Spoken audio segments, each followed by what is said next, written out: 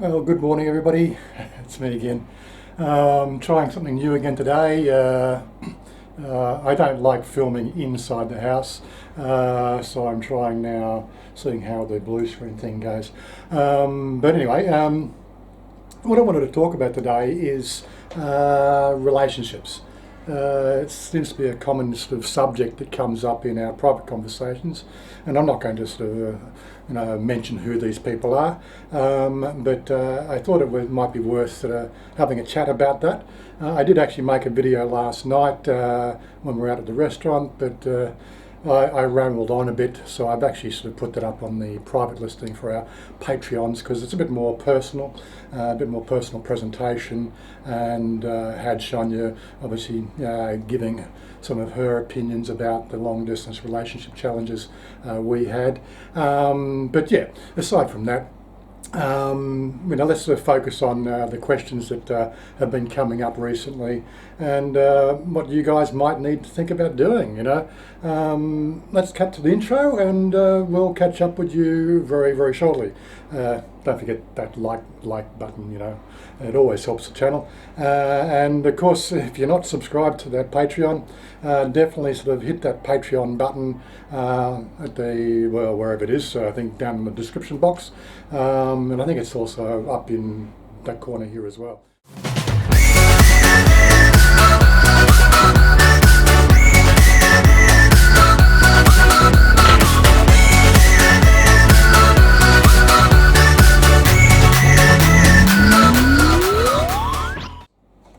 I've had a few sort of people sort of contacting me, sort of really asking my opinion about the signals that they've been getting, and it's very hard for me to sort of look at the whole process going together, because it really is a personal interaction between two people that I'm only a fly on the wall, and getting the information that's being passed on and how they've already interpreted those signals. So it's not an easy job, but there are some things that I wanted to sort of share with people today that might help them with their relationship challenges here, especially the long distance ones, which is the ones that I wanted to focus on. The reason why I wanted to focus on the long distance one is, rightfully enough, the two of us, and me and Sonia, we've come from a long distance relationship. I met Sonia in 2009. I had 3 trips out here, 2 trips in business, one trip personal. Then we sort of went through the process of organising a visa to bring her to Australia. Then of course there was another trip out here in that September period for 2 weeks while we organised and got the visa done. She flew out to Australia for 10 weeks. Then I came back to stay with the father in his house with Sonia for 2 weeks. That was over for a couple of weeks in December, and that was our first year together. I tell you one thing, it's sort of, looking back on it, there was so many places that we could have sort of fallen over and really had quite a bit of a time, or a bit of things to throw curveballs at. You guys these days simply have it really made with the advent of video hookups and all the dating apps and all the instant messaging things that actually work efficiently across different platforms. Back in 2009, it was not an easy job. Skype barely worked. Sonia had an Apple phone. I think an Apple. Look, I don't even know the numbers. It was an Apple 3 or 4 or something like that. And I had at that time I had a Nokia N82. And of course I wasn't using that for the hookups, but as I said, I was on a PC, she was on an Apple phone, trying to get the Skype to work between the two systems. I tell you, it was a challenge. And some of the things that really rocked the boat was being able to sort of communicate properly, doing the face-to-face, because as I said, it was really technology that was really very, very new and didn't work very well, especially with the lack of bandwidth that's required to do video. We managed, but we managed basically on 3 provisos. One thing is I never took anything that I said as something she would fully understand. So that's the first point that I wanted to raise is the whole language issue. Right? Yes, they speak Thai here. That's quite obvious. But this what I'm getting at here is this could be anywhere in the world, not just Thailand. Language is going to be a major problem you're going to have to deal with as probably your first challenge. I know in the case of the people that I've been talking to, this is the one thing that they've been challenged with, to be able to convey their thoughts and feelings to the people before they've come out. And I think in most of the cases that I've been involved in or been chatting with these people, they've met somebody online through a dating app or through instant messaging or through Facebook or somewhere like that. And they've started up a conversation, they've found points of interest that seem to be points of interest, and then as the days get closer to those visits, things pop up which sort of throw big curveballs. And partly the main problem I'm getting at there is people are very closed to really find out what the other person's all about. And really the thing that I found when I was dating with Shania is I was trying to be as open as possible. In the video I did last night, we explained a bit more. As I said, when I met Shania, I knew she was a ladyboy, but in that first year, it wasn't until just before that August trip did she actually, throw that out as something that she was really concerned about. And seriously, I've been trying to sort of talk about it, but how do you bring that up in a conversation? You're coming out here and you've met the person once, you come out a second time, you go shopping, you go around exploring, and you're having a good time, and the relationship is blossoming. Do you just turn around and say, hey, look, I know you're a ladyboy, hey, tell me more about it? Well, that just doesn't work, you know what I mean? And again, so this is where a lot of people, that's my case, of course. Other people are going to have different situations. In Shania's case, it was the biggest thing that was holding her back from really being herself, because she, has had so much difficulty in previous relationships when people find out. And she felt that the relationship was good and she wanted it to work, right? So she had to come clean. Luckily, as I already know, or as I already knew the situation, it was quite all right. And it took a whole lot of weight off her mind when we came out to the August trip. And I tell you what, from the June trip I did to the August trip I did, with that coming up in the middle, through remote communications, I tell you what, the August trip was wonderful because she had just become a completely more relaxed and funny and off the cuff sort of person, which is what I was really looking for in the relationship I was trying to develop. And again, it comes down to, I think we sort of mentioned the whole idea of goals. I've been wanting to come to Thailand. I wanted to sort of move to Thailand, and I've been sort of doing 4 years of trips for business prior to that. And for that, for at least half that time, I was looking for somebody to have a potential relationship with. Now, back then you didn't have dating apps, so what do? Well, you actually have to talk to people. I know it's a bit of a strange one, but I think the art of actually, going up and talking to somebody and meeting them and finding more about them, it tends to be a bit scary for some people. I'm a little bit more open with that sort of stuff. But ultimately, when I came out for those business trips, that's what I was doing. I was looking. It took a couple of years before I met Shania, and I didn't find her, she found me. So it really worked out quite well. But getting back to the whole thing, so as I said, the first thing you need to really look at is that situation of communication. You need to make sure that what you say is understood. Thankfully, the translation apps, the translation online systems, they do work 100% better than they did back in 2009. I was also reasonably lucky that Shania had a reasonable command of the English language, on the hearing level, she was still challenged with a lot of the speaking. Same with me. I hear more Thai than I speak. I think that's sort of natural progression when you're learning another language. So we did manage to get through it. There were challenging things when she would say something and she'd have to break it down into simplistic terms to get the point across. But we struggled through it and we got through it. And as I said, after that trip to Australia, and then we came back and I met the father, right, things really started to develop and they moved along at a very fast pace from that point on. And the relationship just built faster and faster over those 7 years. I tell you what, I don't recommend a 7-year long distance relationship with anybody. There are a lot of emotional pitfalls you can go through, like challenges at work.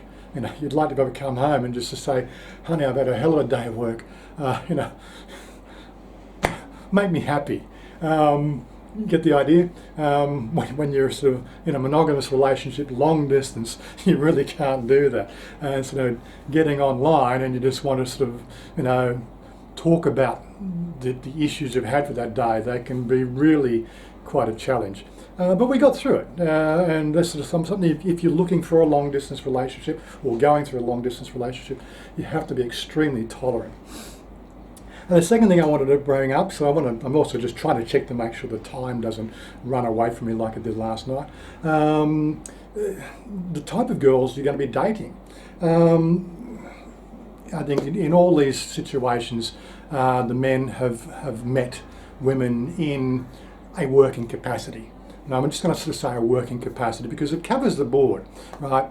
Basically, as a guy, you're coming from your home country, you're coming to Thailand on a holiday, and you're looking for somebody to spend some time with, and maybe have a sort of long distance or sort of something developed as a long-term basis. It doesn't really matter. I really can't stand all the negative talk about it never works with a bar girl. Well, it probably doesn't work with a bar girl because I've seen most of the guys that are dating bar girls and I'm going, yep, that's not going to work. That's not going to work, right? Just take a look at yourself, It's not going to work. She sees the ATM on your head, right? That's all that's going on there, right? What sort of women were you dating back in your own country, right? That's sort of you've got to start to have a reality check in some of these situations. But the guys that are coming out and the ones that are genuinely sort of gentlemen and not misogynistic and have a gentlemanly attitude to women, right? And they want to treat women right, they will find that the women will find them, right? Dressed neatly. You don't have to dress in a suit. Just dress casual but neat. Always well groomed, and I suppose the one thing I'm sort of getting at here is don't try to be something you're not. People can see through those sort of facades, especially Thai people. Right, so I'm pretty sure it's going to be anywhere you go. Women just have a natural sixth sense, right? They may be looking for a partner for a family, or they just know the right guy. Right. Well, it doesn't always work that way, but they have a sixth sense about it. And you, if you're coming out here from a dating app or met online or something like that before you got here, right? You've only engaged them in speech and a picture, right? You really haven't sort of got to feel their aura, their persona, and all the idiosyncrasies that go with the five senses all combined into one. So you're going to have to meet these people to make it work. But as the subject, if they are a bar girl and they do have a situation where you come out here and you want to spend 2 weeks with them, well, you're going to have to think about that because that money that they're earning in the bar, whether it's a legitimate bar job or whether it's a bar job with benefits for the patrons, this is how they make money. That money sort of probably supports a whole family. We were talking about that recently, right? You've got to understand the fact that, life is not free here in Thailand. It might be inexpensive, but it's not free, right? If you come out here and want to expect the girl to spend 2 weeks with you, right? Well, she just can't take time off work. That's just not going to work. Some of these establishments may expect her to pay a fine so that that job doesn't go to somebody or other else. You know, I'm using the word fine. I don't think it's a fine. It's a new business arrangement. If you want to hold the door open, you know, keep that sort of position open for you when you finish the 2 week chaperoning of the gentleman character, you're going to have to she's going to have to put a deposit to say, look, I'm coming back in 2 weeks and I need you to hold my job over. And again, she's probably paying rent on a house. She's probably also, when she's not with you, she's going to be buying food. She's probably sending money home to the family, to support the family and things like that. So you've got to keep in mind that these things actually do happen, right? You know, in the West, you're probably lucky enough if you're dating, you're probably organising holidays together, so it's not so much of a drama. But as I said, you're trying to sort of blend your holiday sort of time into somebody who you've met online, and then she's going to have to basically, you know, trust that you're coming out at a time. You know, she may be able to get holidays, then she may not be able to, right? Something's going to have to go. Again, it comes back to communication. You're going to need to look at those sort of issues and sort of deal with them as they pop up. But ultimately, if you're prepared to put the time into one of these relationships, I think invariably you're going to have a good time. Right, so don't be scared to be very open in your communications. Right, what's the worst that can happen? Right, explore the situation with what sort of work they're in. Don't be scared to ask what they do for business. You know, don't be scared to ask, well, can you get time off? Right, don't be scared to ask. You know, is it going to cost me something, right, to help you hold your job open, right, when I leave, right? These are sort of things that are commonplace over here, and if you're not prepared to work through those sort of situations, then probably just don't come out here at all. The other thing I've been saying to most of these people is said, why don't you just come out as a single guy, right? You can rent a place, an Airbnb for a month. If you're coming in for a month, you can rent for a month. Something like I've seen Airbnbs out west here for about $25 Australian a day, right? It's not bad at all, right? So just take an Airbnb for a month. Set yourself up, go shopping, right? Most of the best girls that you'll find, and if you know like me, you know, and that persuasion, most of the best ladyboys, you'll find at shopping centres, in marketplaces, just generally living their life. I know the restaurant we went to last night, there was 2 ladyboys. One was actually doing the parking. One was a katoi, which is like the effeminate male, or we would probably in the West call gay. He wasn't cross-dressing or anything else like that, but it's still considered to be katoi. The other one, which was the waitress, she's obviously very feminised, just serving. And, you know, Sonia sort of said hello. She probably doesn't get many people sort of, you know, engaging her in conversation, but as Sonia's a lady boy, you know, we got really good service that night, you know, get what I mean?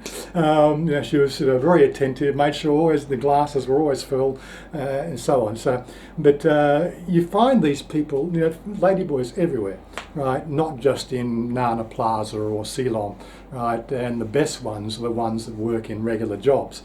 But again, if you're going to come out here and you're going to be dating these people, again, they need to keep that job open if they're going to spend 2 weeks with you. I was just lucky when I was coming out for those 7 years that Sonia's job was in cabaret.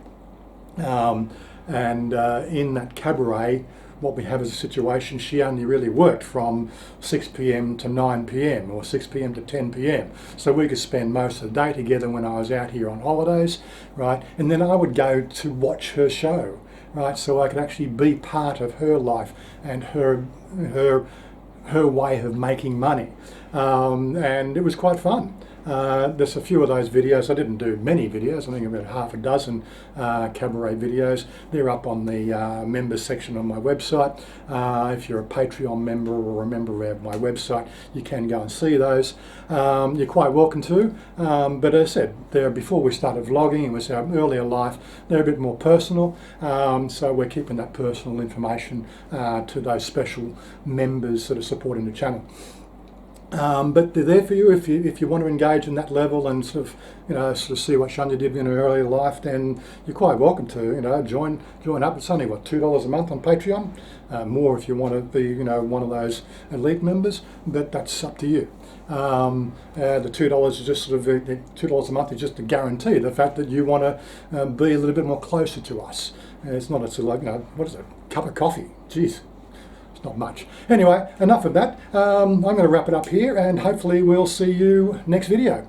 Bye for now.